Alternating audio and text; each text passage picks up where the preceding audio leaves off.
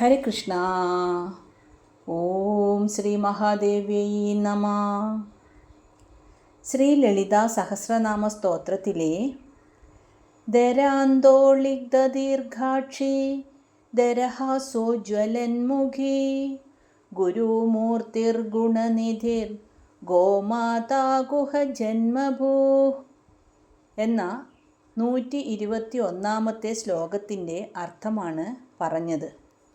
ഇനി ദേവേശി ദണ്ഡനീതിസ്ഥാ ദഹരാകാശരൂപിണി പ്രതിപന്മുഖ്യരാകാന്തതിഥിമണ്ഡല പൂജിത എന്ന 122 ശ്ലോകത്തിൻ്റെ അർത്ഥം നോക്കാം. ഈ ശ്ലോകത്തിലെ ആദ്യത്തെ നാമമായ ദേവേശി. ദേവേശി എന്നാൽ ദേവന്മാരുടെ ഈശ്വരി. ദേവ എന്നാൽ പ്രകാശിക്കുന്നവർ, അതായത് ദേവന്മാർ. ഈശി എന്നാൽ നിയന്ത്രിക്കുന്നവൾ അഥവാ ഭരണാധികാരി. ബ്രഹ്മാവ്, വിഷ്ണു, ശിവൻ, ഇന്ദ്രൻ തുടങ്ങിയ സകല ദേവന്മാർക്കും മുകളിൽ വാഴുന്ന പരമേശ്വരിയാണ് അമ്മ.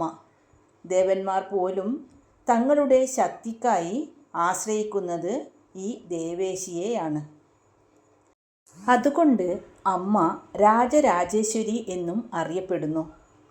നമ്മുടെ ശരീരത്തിലെ ഇന്ദ്രിയങ്ങളെയും അവയുടെ അതിദേവകളെയും നയിക്കുന്ന ശക്തിയാണ് ദേവേശി. പ്രപഞ്ചത്തിൻ്റെ ഭരണചക്രം തിരിക്കുന്ന സർവേശ്വരി എന്നാണ് ഈ നാമത്തിൻ്റെ ആഴത്തിലുള്ള അർത്ഥം. ദേവേശി എന്നാൽ ദേവൈ ഈശ്യതേ ഇതി ദേവേശി, അതായത് ദേവന്മാരാൽ പോലും വന്ദിക്കപ്പെടുന്നവൾ. ഇനി ദേവിയുടെ അടുത്ത നാമം, അതായത് 608 നാമമായ ദണ്ഡനീതിസ്ഥ. നീതിയുടെയും ശിക്ഷയുടെയും അടിസ്ഥാനമായവൾ. ദണ്ഡം എന്നാൽ ശിക്ഷ അഥവാ നിയന്ത്രിക്കാനുള്ള വടി. നീതി എന്നാൽ നിയമം. സ്ഥ എന്നാൽ അതിൽ നിലകൊള്ളുന്നവൾ. തെറ്റു ചെയ്യുന്നവരെ ശിക്ഷിക്കുകയും ധർമ്മം പാലിക്കുന്നവരെ സംരക്ഷിക്കുകയും ചെയ്യുന്ന ആ പ്രപഞ്ച നിയമമാണ് ദണ്ഡനീതി. ഇതിൻ്റെ ആത്മാവായി അമ്മ വർത്തിക്കുന്നു. നമ്മൾ ചെയ്യുന്ന ഓരോ കർമ്മത്തിനും കൃത്യമായ ഫലം നൽകുന്ന വ്യവസ്ഥയാണിത്. ആരും അമ്മയുടെ ഈ നിയമത്തിന് പുറത്തല്ല. പ്രകൃതി നിയമങ്ങളെ തെറ്റിക്കുന്നവർക്ക് ലഭിക്കുന്ന തിരിച്ചടി അമ്മയുടെ ദണ്ഡം തന്നെയാണ്. ലോകത്തിൽ അധർമ്മം കൂടുമ്പോൾ അമ്മ ദണ്ഡമേന്തി വന്ന് ലോകത്തിൻ്റെ സന്തുലിതാവസ്ഥ നിലനിർത്തുന്നു. ദണ്ഡനീതിസ്ഥയായ അമ്മ ഓരോരുത്തരും ചെയ്യുന്ന കർമ്മങ്ങൾക്കനുസരിച്ച് ഫലം നൽകുന്നതിൽ യാതൊരു പക്ഷപാതവും കാണിക്കാറില്ല. രാജാവായാലും പിച്ചക്കാരനായാലും അമ്മയുടെ നീതിക്ക് മുന്നിൽ തുല്യരാണ്. പ്രപഞ്ചത്തിലെ ഗ്രഹങ്ങളുടെ ചലനം മുതൽ സൂക്ഷ്മജീവികളുടെ ജീവിതം വരെ ഒരു കൃത്യമായ നിയമത്തിനനുസരിച്ചാണ് നടക്കുന്നത്. ഈ നിയമത്തെ നിയന്ത്രിക്കുന്നത് ദണ്ഡനീതിസ്ഥയായ പരാശക്തിയാണ്. ഇനി ദേവിയുടെ 609 നാമമായ ദഹരാകാശരൂപിണി. ഹൃദയമാകുന്ന ആകാശത്തിൽ വസിക്കുന്നവൾ. ദഹര എന്നാൽ ചെറുത് അഥവാ സൂക്ഷ്മം. നമ്മുടെ ഹൃദയത്തിനുള്ളിൽ അതീവ സൂക്ഷ്മമായ ഒരു ഇടമുണ്ട്.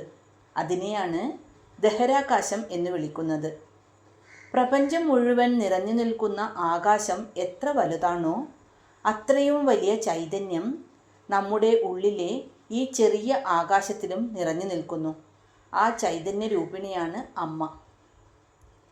പുറമേയുള്ള ആകാശത്തിന് അതിരുകളുണ്ട്, എന്നാൽ ഹൃദയത്തിലെ ആകാശത്തിന് അതിരുകളില്ല. ധ്യാനത്തിലൂടെ ഒരാൾ സ്വന്തം ഉള്ളിലേക്ക് തിരിയുമ്പോൾ ദർശിക്കുന്ന ആ ശുദ്ധമായ ബോധമാണ് ദേവി. പ്രപഞ്ചം മുഴുവൻ വ്യാപിച്ചിരിക്കുമ്പോഴും ഓരോ ജീവിയുടെയും ഉള്ളിലെ ഏറ്റവും ചെറിയ ബിന്ദുവിൽ ഒതുങ്ങിയിരിക്കാൻ കഴിയുന്ന അമ്മയുടെ വൈഭവത്തെയാണ് ഇത് കാണിക്കുന്നത്. ഇനി ദേവിയുടെ 610 നാമമായ പ്രതിപന്മുഖ്യരാകാന്ത തിഥിമണ്ഡല പൂജിത. പ്രതിപദം എന്നാൽ കറുത്ത വാവിന് ശേഷമുള്ള, അതായത് അമാവാസിക്ക് ശേഷമുള്ള ആദ്യത്തെ തിഥി. രാഗ എന്നാൽ പൗർണമി അഥവാ വെളുത്ത വാവ്, അന്തം അവസാനിക്കുന്ന. തിഥിമണ്ഡല തിഥികളുടെ കൂട്ടത്താൽ പൂജിക്കപ്പെടുന്നവൾ. ഈ നാമത്തിൻ്റെ അർത്ഥം ഇങ്ങനെയാണ്: പ്രതിപദം മുതൽ പൗർണമി വരെയുള്ള 15 തിഥികളിലായി വിളങ്ങുന്ന 15 നിത്യാദേവതമാരാൽ പൂജിക്കപ്പെടുന്നവൾ. അതായത് ചന്ദ്രൻ്റെ കലകൾ മാറുന്നതിനനുസരിച്ച് 15 തിഥികളാണല്ലോ ഉള്ളത്. ഈ ഓരോ തിഥിക്കും ഓരോ അധിദേവതമാരാണുള്ളത്. കാമേശ്വരി മുതൽ ചിത്ര വരെയുള്ള 15 നിത്യാദേവതമാർ. ഈ 15 ദേവിമാരും മധ്യബിന്ദുവായ ലളിതാംബികയെയാണ് ആരാധിക്കുന്നത്. അല്ലെങ്കിൽ ഈ 15 നിത്യാദേവിമാരും ലളിതാംബികയുടെ തന്നെ വിവിധ ഭാവങ്ങളാണ്. സമയത്തിൻ്റെ അളവുകോലായ തിഥികളെ നിയന്ത്രിക്കുന്നവളാണ് അമ്മ. ജനനം മുതൽ മരണം വരെയുള്ള കാലചക്രത്തെ അമ്മ ഭരിക്കുന്നു. ശ്രീചക്രത്തിൻ്റെ ഏറ്റവും പുറമേയുള്ള വൃത്തത്തിൽ വസിക്കുന്നവരാണ് ഈ നിത്യാദേവതമാർ. അവർക്ക് നടുവിൽ മഹാത്രിപുര സുന്ദരിയായി അമ്മ വിളങ്ങുന്നു. ഇനി 123 ശ്ലോകത്തിലേക്ക് കടക്കാം. കലാത്മിക കലാനാഥ കാവ്യാലാപ വിനോദിനി സചാമരരമാവാണി സവ്യദക്ഷിണ സേവിത. ഈ ശ്ലോകത്തിലെ ആദ്യത്തെ നാമമായ കലാത്മിക, അതായത് ദേവിയുടെ 611 നാമം കലാത്മിക, കലകളുടെ ആത്മസ്വരൂപിണിയായവൾ. സംഗീതം, സാഹിത്യം തുടങ്ങിയ 64 കലകളുടെയും ആന്തരിക സത്ത അമ്മയാണ്. ഏതൊരു വിദ്യ അഭ്യസിക്കുമ്പോഴും അതിൽ തെളിയുന്ന ആ അറിവ് അമ്മയുടെ രൂപമാണ്. കൂടാതെ ചന്ദ്രൻ്റെ 15 കലകൾ മാറിക്കൊണ്ടിരിക്കും. എന്നാൽ ഈ മാറ്റങ്ങൾക്കെല്ലാം ആധാരമായി നിൽക്കുന്ന മാറാത്ത ചൈതന്യം, അതായത് 16ാമത്തെ ആ കല, അതിനെ അമൃതകല എന്ന് വിളിക്കുന്നു. ആ കല അമ്മയാണ്. തൊട്ടു മുൻപത്തെ നാമമായ പ്രതിപന്മുഖ്യ രാഗാന്ത തിഥിമണ്ഡല പൂജിത. ഇതിലെ തിഥിമണ്ഡല പൂജിത എന്ന നാമത്തിൻ്റെ മറ്റൊരു സൂക്ഷ്മ രൂപമാണിത്. സമയത്തെയും കാലത്തെയും കലകളായി വിഭജിച്ചിരിക്കുന്നത് അമ്മയാണ്. തന്ത്രശാസ്ത്രമനുസരിച്ച് പ്രപഞ്ചം 36 തത്വങ്ങളാൽ നിർമ്മിതമാണ്. അതിൽ കല എന്നത് ഒരു പ്രത്യേക പരിമിതിയോ ശക്തിയോ ആണ്. ഈ സകല കലകളുടെയും ആകെത്തുകയാണ് കലാത്മികയായ ദേവി. ഏതൊരു വസ്തുവിലും നാം കാണുന്ന കലാപരമായ ഭംഗി അമ്മയുടെ സാന്നിധ്യമാണ്. ഇനി ദേവിയുടെ 612 നാമമായ കലാനാഥ, കലകളുടെ നാഥ, 64 കലകളുടെയും അധിപതിയായവൾ. വിദ്യയും കലയും ആരിൽ നിന്ന് ഉത്ഭവിക്കുന്നുവോ, ആര് അതിനെ നിയന്ത്രിക്കുന്നുവോ അവളാണ് കലാനാഥ. ഒരു കലാകാരൻ്റെ സർഗാത്മകതയെ നിയന്ത്രിക്കുന്ന ശക്തിയാണിത്. ചന്ദ്രനെ കലാനാഥൻ എന്ന് വിളിക്കാറുണ്ട്. ആ ചന്ദ്രൻ്റെ പോലും നാഥയായി ചന്ദ്രമണ്ഡലത്തിൽ അമൃതകിരണങ്ങളായി വിളങ്ങുന്നവളാണ് ദേവി. അഗ്നികല, സൂര്യകല, ചന്ദ്രകല, പിന്നെ ഭൗതിക കലകൾ, ഇവയ്ക്കൊക്കെ നാഥയായവളാണ് ദേവി. ജാഗ്രത്, സ്വപ്നം, സുഷുപ്തി ഇവയിലെ കലകളെ ചേർത്ത് കാമകല എന്നും വിളിക്കാറുണ്ട്. സമയത്തിൻ്റെ ചെറിയ അളവുകളെയും കല എന്ന് വിളിക്കാറുണ്ട്. അതിനാൽ കാലചക്രത്തെ നിയന്ത്രിക്കുന്ന കാളികാ സ്വരൂപിണിയായ അമ്മയെ കലാനാഥ എന്ന് വിശേഷിപ്പിക്കുന്നു. ഇനി ദേവിയുടെ 613 നാമമായ കാവ്യാലാപ വിനോദിനി. കാവ്യാലാപനത്തിൽ സന്തോഷിക്കുന്നവൾ. ഉത്തമമായ സ്തോത്രങ്ങളും സ്തുതികളും കൂടാതെ പുരാണങ്ങളും ഇതിഹാസങ്ങളും ഒക്കെ ഭക്തന്മാർ ആലപിക്കുമ്പോൾ അതിൽ സന്തോഷിക്കുന്നവളാണ് അമ്മ. ആലാപനം എന്നാൽ വെറുമൊരു പാട്ടല്ല, അത് ദൈവവുമായുള്ള ഒരു സംസാരമാണ്. ഭക്തൻ തൻ്റെ സങ്കടങ്ങളും സ്തുതികളും കാവ്യരൂപത്തിൽ സമർപ്പിക്കുമ്പോൾ അമ്മ അത് സന്തോഷത്തോടെ ആസ്വദിക്കുന്നു. നമ്മൾ ചൊല്ലുന്ന കവിതകളിലും പാട്ടുകളിലും അമ്മ ആനന്ദം കണ്ടെത്തുന്നു. ലോകത്തുള്ള സകല ഉത്തമ ഗ്രന്ഥങ്ങളും കവിതകളും അമ്മയുടെ തന്നെ രൂപങ്ങളാണ്. വാൽമീകി മുതൽ കാളിദാസൻ വരെയുള്ള മഹാകവികളുടെ നാവിൽ ജ്ഞാനമായി ഇരുന്നു കൊണ്ട് കാവ്യങ്ങൾ ആലപിച്ചത് അമ്മയാണ്. സംഗീതവും സാഹിത്യവും ചേരുന്ന സുന്ദരമായ ശബ്ദലയങ്ങളിൽ അമ്മ വസിക്കുന്നു. ഭക്തിപൂർവമായ പാട്ടുകൾ കേൾക്കുമ്പോൾ അമ്മ ഭക്തരുടെ ഉള്ളിൽ പ്രസന്നയായി തീരുന്നു.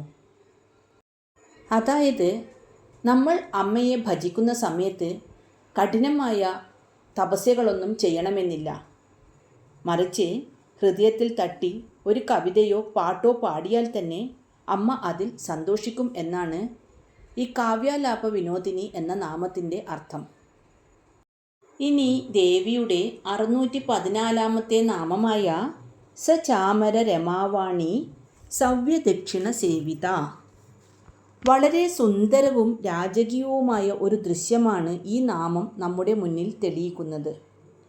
സചാമരം എന്നാൽ ചാമരം വീശിക്കൊണ്ട്, രമ എന്നാൽ ലക്ഷ്മി ദേവി, വാണി എന്നാൽ സരസ്വതി ദേവി, സവ്യ എന്നാൽ ഇടതുഭാഗം, ദക്ഷിണ എന്നാൽ വലതുഭാഗം, സേവിത എന്നാൽ സേവിക്കപ്പെടുന്നവൾ. അതായത് ഐശ്വര്യത്തിൻ്റെ ദേവിയായ ലക്ഷ്മി ദേവിയും വിദ്യയുടെ ദേവിയായ സരസ്വതി ദേവിയും അമ്മയുടെ ഇടതുഭാഗത്തും വലതുഭാഗത്തും നിന്ന് ചാമരം വീശി അമ്മയെ സേവിക്കുന്നു. ഇതിനർത്ഥം ലക്ഷ്മിയും സരസ്വതിയും പരാശക്തിയുടെ തന്നെ 2 ഭാവങ്ങളാണെന്നും അമ്മയെ ഭജിക്കുന്നവർക്ക് അറിവും ഐശ്വര്യവും ഒരുപോലെ ലഭിക്കുമെന്നുമാണ്. അമ്മയുടെ അടുത്ത് ഐശ്വര്യവും വിദ്യയും ദാസിമാരെ പോലെ വിനീതരായി നിൽക്കുന്നു എന്നാണല്ലോ ഈ നാമത്തിൽ പറഞ്ഞത്. അപ്പോൾ അമ്മയെ സ്നേഹിക്കുന്നവർക്ക് ഐശ്വര്യത്തിന് വേണ്ടിയോ അറിവിനു വേണ്ടിയോ വേറെ എങ്ങും പോകേണ്ടതില്ല എന്നാണ് പറയുന്നത്.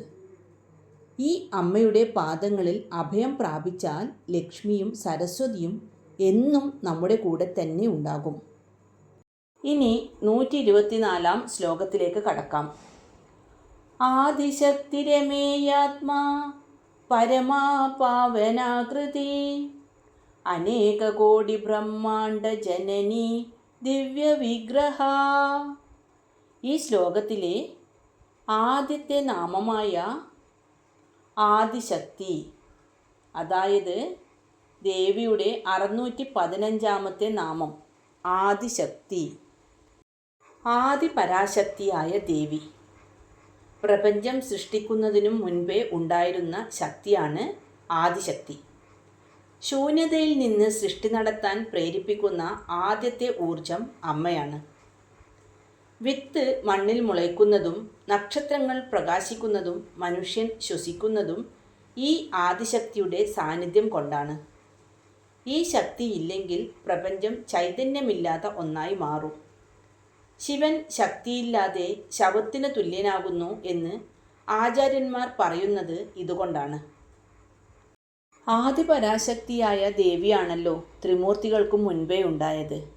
ആ ദേവി തന്നെയാണ് അവർക്ക് സൃഷ്ടി സ്ഥിതി സംഹാരങ്ങൾ ചെയ്യാനുള്ള കരുത്തു നൽകുന്നതും. ഇനി ദേവിയുടെ 616 നാമമായ അമേയ. അമേയ എന്നാൽ അളക്കാൻ കഴിയാത്തത്, മേയ എന്നാൽ അളക്കാൻ കഴിയുന്നത് എന്നും അമേയ എന്നാൽ അളക്കാൻ കഴിയാത്തത് എന്നുമാണ് അർത്ഥം. നമ്മുടെ ബുദ്ധി കൊണ്ടോ തർക്കം കൊണ്ടോ ശാസ്ത്രം കൊണ്ടോ ഇത്ര മാത്രമാണ് അമ്മ എന്ന് നിർവചിക്കാൻ ആർക്കും സാധിക്കില്ല. ആകാശം എത്രത്തോളം ഉണ്ടെന്ന് അളക്കാൻ കഴിയാത്തതുപോലെ പരാശക്തിയുടെ വ്യാപ്തിയും ഗുണങ്ങളും അപാരമാണ്. ഒരു അളവുകോലിലും ഒതുങ്ങാത്ത പ്രപഞ്ച സത്യമാണ് അമ്മ. സാധാരണ വസ്തുക്കളെ നാം കാണുന്നത് കണ്ണുകൊണ്ടോ തൊട്ടോ ഒക്കെയാണ്, അതായത് പ്രത്യക്ഷമായി കാണുക. എന്നാൽ അമ്മയെ ഇത്തരം ഇന്ദ്രിയങ്ങൾ കൊണ്ട് മാത്രം പൂർണ്ണമായി അറിയാൻ കഴിയില്ല. അനുഭവത്തിലൂടെ മാത്രം അറിയേണ്ടവളാണ് ഈ അമേയ ആയ അമ്മ. അതായത് നമ്മൾ എത്രയൊക്കെ അറിഞ്ഞാലും പിന്നെയും അറിയാൻ ബാക്കി നിൽക്കുന്ന ഒരു വലിയ സത്യം, ആ സത്യമാണ് അമ്മ. ഇനി ദേവിയുടെ 617 നാമമായ ആത്മാ, ജീവാത്മാവും പരമാത്മാവും ആയിട്ടുള്ള ദേവി. ഈ പ്രപഞ്ചത്തിലെ എല്ലാ ജീവജാലങ്ങളിലും പ്രാണനായി അല്ലെങ്കിൽ അറിവായി ദേവി നിറഞ്ഞു നിൽക്കുന്നു. ശരീരം നശിച്ചാലും ആത്മാവ് നശിക്കില്ല. അത് ഒരു ശരീരത്തിൽ നിന്ന് മറ്റൊന്നിലേക്ക് പോയിക്കൊണ്ടേയിരിക്കുന്നു. ആ മാറ്റമില്ലാത്ത നിത്യസത്യമാണ് അമ്മ. എൻ്റെ ഉള്ളിലെ ജീവൻ തന്നെയാണ് അമ്മ എന്ന തിരിച്ചറിവാണ് ഭക്തിയുടെ പരമകാഷ്ഠ. ഒരു വിളക്കിലെ വെളിച്ചം എങ്ങനെയാണോ അതുപോലെ ശരീരത്തിനുള്ളിലെ പ്രാണനും ബോധവുമായി അമ്മ വസിക്കുന്നു. ആത്മസ്വരൂപിണിയായ ദേവി ഭക്തർക്ക് തന്നിൽ നിന്ന് വേറിട്ടവളല്ല, ഞാനും അമ്മയും ഒന്നു തന്നെ എന്ന അദ്വൈത ചിന്തയിലേക്കാണ് ഈ നാമം നമ്മെ നയിക്കുന്നത്. ഇനി ദേവിയുടെ 618 നാമമായ പരമ, ഏറ്റവും ഉത്തമയായവൾ, പരമമായ ചൈതന്യം. എങ്ങനെ നോക്കിയാലും, അതായത് അറിവിലായാലും ശക്തിയിലായാലും സൗന്ദര്യത്തിലായാലും അമ്മയേക്കാൾ ഉയർന്നതായി മറ്റാരുമില്ല. നമ്മുടെ എല്ലാ അന്വേഷണങ്ങളും അവസാനിക്കുന്ന ഇടമാണ് അമ്മ. ഇതിനേക്കാൾ വലുതായി മറ്റൊന്നുമില്ലാത്ത ആ പരമമായ ശാന്തിയും സന്തോഷവുമാണ് അമ്മയുടെ ഈ രൂപം. ആ വലിയ ശക്തിയെ ലക്ഷ്യം വെച്ച് മുന്നേറിയാൽ ജീവിതത്തിലെ ചെറിയ സങ്കടങ്ങളൊന്നും നമ്മെ ബാധിക്കുകയേയില്ല. ജീവിതത്തിൻ്റെ പരമമായ ലക്ഷ്യം തന്നെ മോക്ഷമാണല്ലോ. ആ മോക്ഷം നൽകാൻ കഴിവുള്ളവളും ഭക്തൻ്റെ ലക്ഷ്യസ്ഥാനവും അമ്മയാണ്. ഭക്തൻ എത്തിച്ചേരേണ്ട ഏറ്റവും ഉയർന്ന അവസ്ഥ അമ്മ തന്നെ. ഇതാണ് പരമയായ അമ്മ. ഇനി ദേവിയുടെ 619 നാമമായ പാവനാകൃതി, പരിശുദ്ധമായ രൂപത്തോട് അല്ലെങ്കിൽ ആകാരത്തോട് കൂടിയവൾ. അതായത് കാണുന്നവരെയും സ്മരിക്കുന്നവരെയും പരിശുദ്ധരാക്കുന്ന പവിത്രമായ ആകാരത്തോടു കൂടിയവളാണ് ദേവി. ലളിതാംബികയുടെ പാശവും അങ്കുശവും പുഷ്പബാണങ്ങളും വില്ലും ഒക്കെ ധരിച്ച ആ മനോഹര രൂപം ധ്യാനിക്കുന്നത് തന്നെ നമ്മുടെ മനസ്സിനെ ശുദ്ധമാക്കാൻ പറ്റുന്നത്രയും പവിത്രമായ രൂപമാണ്. ഈ രൂപം ധ്യാനിക്കുന്നത് മനസ്സിലെ ദുഷ്ടചിന്തകൾ മാറാനും ഭക്തി വർദ്ധിക്കാനും ജീവിതത്തിൽ നന്മയും ഐശ്വര്യവും ഉണ്ടാകാനും സഹായിക്കുന്നു. ഗംഗാ നദിയിൽ സ്നാനം ചെയ്താൽ ശരീരവും മനസ്സും ശുദ്ധമാകുന്നതുപോലെ ദേവിയുടെ രൂപം ധ്യാനിച്ചാൽ ഭക്തൻ്റെ ഉള്ളിലെ അഴുക്കുകൾ അല്ലെങ്കിൽ തിന്മകൾ ഇല്ലാതാകുന്നു. അമ്മയുടെ രൂപം കേവലം സുന്ദരം മാത്രമല്ല, അത് മറ്റുള്ളവരെ പരിശുദ്ധമാക്കാൻ കഴിവുള്ളതുമാണെന്ന് പറഞ്ഞല്ലോ. അമ്മയുടെ നോട്ടമേൽക്കുന്നതും അമ്മയെക്കുറിച്ച് ചിന്തിക്കുന്നതും വഴി നമ്മുടെ ചിന്തകളും പ്രവൃത്തികളും പവിത്രമായി മാറുന്നു. പ്രകാശവും ശുദ്ധിയും നിറഞ്ഞ സത്വഗുണത്തിൻ്റെ മൂർത്ത രൂപമാണ് അമ്മ. ഇരുളിനെ വെളിച്ചം മാറ്റുന്നത് പോലെ അജ്ഞാനമാകുന്ന അശുദ്ധിയെ മാറ്റി ജ്ഞാനമാകുന്ന ശുദ്ധി നൽകുന്നവളാണ് പാവനാകൃതിയായ ലളിതാംബികാ ദേവി. ഇനി ദേവിയുടെ 620 നാമമായ അനേക കോടി ബ്രഹ്മാണ്ഡ ജനനി, അതായത് കോടിക്കണക്കിന് ബ്രഹ്മാണ്ഡങ്ങളെ സൃഷ്ടിക്കുകയും പരിപാലിക്കുകയും ചെയ്യുന്ന അമ്മയാണ് ദേവി. നാം കാണുന്ന ഈ ഭൂമിയും സൂര്യനും ചന്ദ്രനും അടങ്ങുന്ന ഈ ഒരു പ്രപഞ്ചം മാത്രമല്ല അമ്മ സൃഷ്ടിച്ചിരിക്കുന്നത്. ഇതുപോലെയുള്ള കോടിക്കണക്കിന് ബ്രഹ്മാണ്ഡങ്ങൾ അമ്മയുടെ ഉള്ളിൽ നിന്ന് ഉത്ഭവിച്ചവയാണ് എന്നാണ് ഈ നാമത്തിൻ്റെ അർത്ഥം. ഓരോ ബ്രഹ്മാണ്ഡത്തിലും ഓരോ ബ്രഹ്മാവും വിഷ്ണുവും ശിവനും ഉണ്ടെന്നും അവരെയെല്ലാം സൃഷ്ടിച്ചത് ഒരേ ഒരു പരാശക്തിയാണെന്നും ദേവി ഭാഗവതം പറയുന്നു. ഒരു അമ്മ തൻ്റെ കുഞ്ഞിനെ പ്രസവിക്കുന്നത് പോലെ യാതൊരു പ്രയാസവുമില്ലാതെ ലീലാജാലമായി ഈ പ്രപഞ്ചങ്ങളെയെല്ലാം സൃഷ്ടിച്ചവളാണ് ദേവി. വിത്തിൽ നിന്ന് വൃക്ഷമുണ്ടാകുന്നതുപോലെ അമ്മയിൽ നിന്ന് ഈ പ്രപഞ്ചങ്ങളെല്ലാം ഉണ്ടായി വരുന്നു. ഓരോ ബ്രഹ്മാണ്ടത്തിനും ഓരോ ആയുസ്സുണ്ട്. അവ സൃഷ്ടിക്കപ്പെടുകയും ഒടുവിൽ നശിക്കുകയും ചെയ്യുന്നു. എന്നാൽ ഈ കോടിക്കണക്കിന് പ്രപഞ്ചങ്ങൾക്കും ജനനം നൽകുന്ന ജനനിയായ അമ്മയ്ക്ക് മാത്രം നാശമില്ല. ഇനി ദേവിയുടെ 621 നാമമായ ദിവ്യവിഗ്രഹ. ദിവ്യമായ ശരീരത്തോടു കൂടിയവൾ. ചൈതന്യം കൊണ്ടും പ്രകാശം കൊണ്ടും നിർമ്മിതമായ ദിവ്യരൂപത്തോടു കൂടിയവളാണ് ദേവി. ചിന്മയമായ രൂപം. വിഗ്രഹം എന്ന വാക്കിന് വിശേഷേണ ഗ്രഹിക്കുന്നത് എന്നർത്ഥമുണ്ട്. അമ്മയുടെ ശരീരത്തിലെ ഓരോ അവയവവും ഓരോ തത്വത്തെയാണ് സൂചിപ്പിക്കുന്നത്. പഞ്ചഭൂതങ്ങളാൽ നിർമ്മിതമായ, അതായത് രക്തം, മാംസം, അസ്ഥി തുടങ്ങിയവയാൽ നിർമ്മിതമായ നമ്മുടെ ശരീരത്തിൽ നിന്ന് വ്യത്യസ്തമായി ശുദ്ധമായ ജ്ഞാനവും പ്രകാശവും കൊണ്ട് നിർമ്മിതമായ ശരീരമാണ് അമ്മയുടേത്. ലോകത്തിലെ സകല സൗന്ദര്യവും ഒത്തുചേർന്നാൽ എങ്ങനെയാണോ അതുപോലെ മനോഹരമാണ് ദേവിയുടെ രൂപം. ഭക്തർക്ക് ധ്യാനിക്കാൻ ഏറ്റവും എളുപ്പമുള്ള രൂപമാണിത്. സാധാരണ ജീവികളുടെ ശരീരം പ്രാരബ്ധ കർമ്മങ്ങൾ കൊണ്ട് ഉണ്ടായതാണ്. എന്നാൽ അമ്മയുടെ ശരീരം തൻ്റെ തന്നെ ഇച്ഛാശക്തിയാൽ ഉണ്ടായതാണ്. അതിന് നാശമില്ല. എന്നും ഒരേപോലെ ശോഭിക്കുന്നതാണ് അമ്മയുടെ ഈ ദിവ്യവിഗ്രഹമായ രൂപം. ഇന്ന് അർത്ഥം മനസ്സിലാക്കിയ ശ്ലോകങ്ങൾ നമുക്കൊന്ന് ചൊല്ലിനോക്കാം. ദേവേശി ദണ്ഡനീതിസ്താദഹരാകാശരൂപിണി പ്രതിപന്മുഖ്യരാകാന്തതിഥിമണ്ഡലപൂജിത കലാത്മിക കലാനാഥ കാവ്യാലാപവിനോദിനി സചാമരരമാവാണി സവ്യദക്ഷിണസേവിത ആദിശക്തിരമേയാത്മാ പരമാ പാവനാകൃതി അനേകകോടി ബ്രഹ്മാണ്ഡ ജനനീ ദിവ്യവിഗ്രഹ.